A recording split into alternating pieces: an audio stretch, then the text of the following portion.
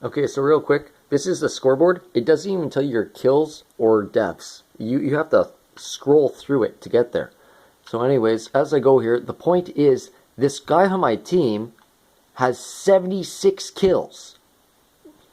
6 kills and 7 deaths and 4 assists, 6 killing sprees, 3 running riots. This guy went completely nuts. It's absolutely insane because when I saw him die, like halfway through the game, he was in the middle of the field.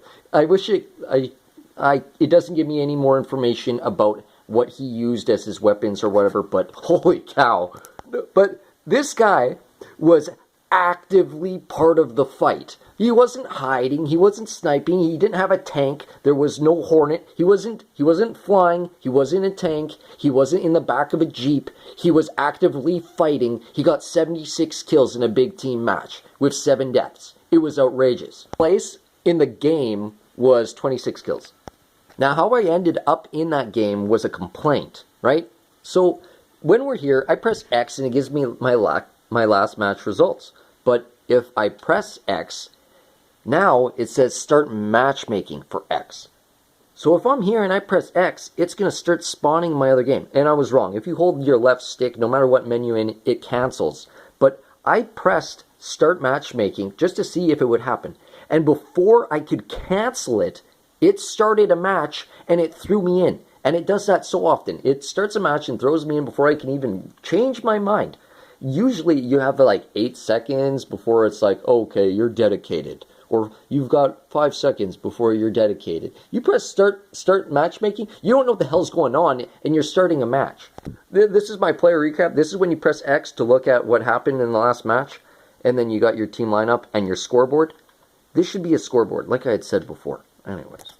Multiplayer screen with all the matches, and you press Y and your fire team and whatever, and this redundant thing and that useless picture that isn't representative of absolutely anything at all. It's just a little meaningless art. And then they've got, it explains what's going on. But if you hold down your right stick, because your left stick does nothing, and your right stick does nothing, it tells you what your rank does, and how your rank works. Play 10 matches in a ranked playlist to determine your starting rank. I already did that. I don't know why it's informing me. Your rank improves when you perform better than expected. Oh, thanks. Better than expected. Your CSR measures ability against opponents of each skill, rank, silver, bronze. So it doesn't actually rank you against other players, just against other ranks. Anyways, but all you can do is press OK. So that's your rank help.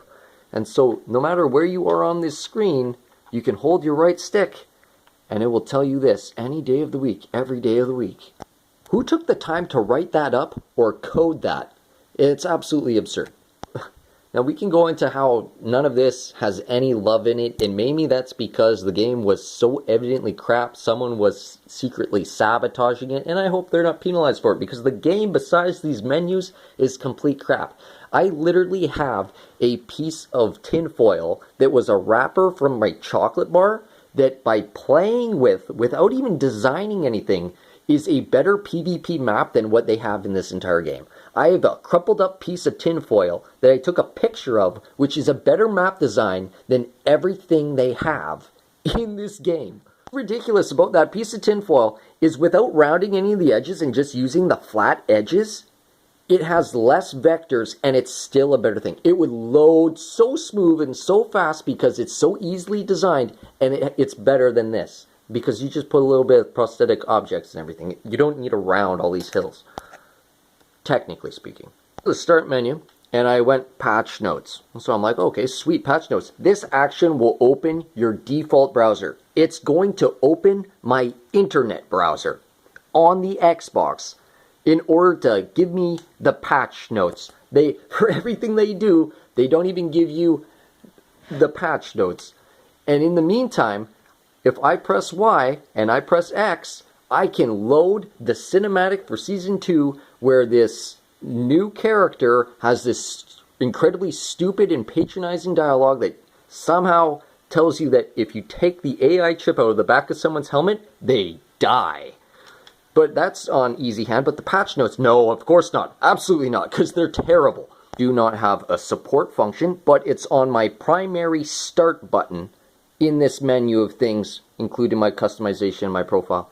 But what about the credits? Oh, there's a credit cinema coming up. Woo! Should we sit through it? Fuck no. About it, they started playing the classic Halo music when all the music in this, the $500 million worth of this, there is no good orchestra, there is no good music, but you play the credits and you get 343's predecessor, Bungie's good music, play as their credits roll and troll.